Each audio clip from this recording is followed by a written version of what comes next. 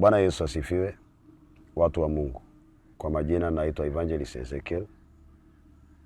Ninachukua fursa hii siku ya leo kuwatakia ndugu zetu Waislamu, ndugu na dada zetu Waislamu, sherehe hii ama sikukuu hii ambao ni muhimu sana kwao wakati huu kwenye kalenda yao. Sikukuu ya Idul Adha ni kipindi ambacho Waislamu wanakumbuka kitendo cha imani ambacho Abrahamu alikuwa tayari kutoa mwanawe kwa ajili ya kutii sauti ya Mungu. Alikuwa tayari kumtoa sadaka kwa ajili ya kutii sauti ya Mungu. Na katika sherehe hii sisi sote tukumbuke kwamba sisi ni wana wa Mungu.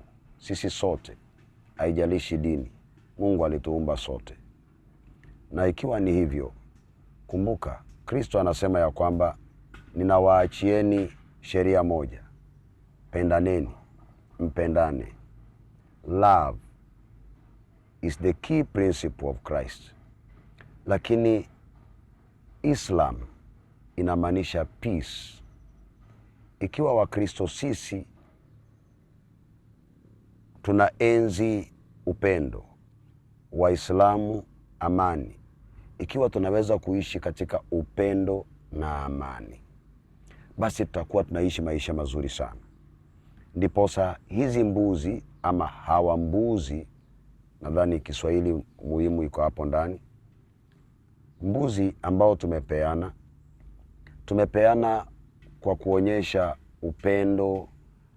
Na upendo kwanza hata sio ya Wakristo, lakini upendo wa Waislamu, jinsi ambavyo tunavyoishi kwa amani na jinsi ambavyo tunaungana na wao katika kuadhimisha sikukuu hii. Maana tunahitaji kupendana zaidi. Upendo hauna mpaka wa dini. Na kama Mungu alituumba sote, basi hakuna mpaka wa dini. Kwa hivyo, ndugu zangu Waislamu, Mungu awabariki sana. Eid Mubarak. Na mkifanya hivyo, nasi tunawaombea kwa sikukuu hii. Mungu awabariki sana. Mungu awatendee mema sana. Eid Mubarak. Amen.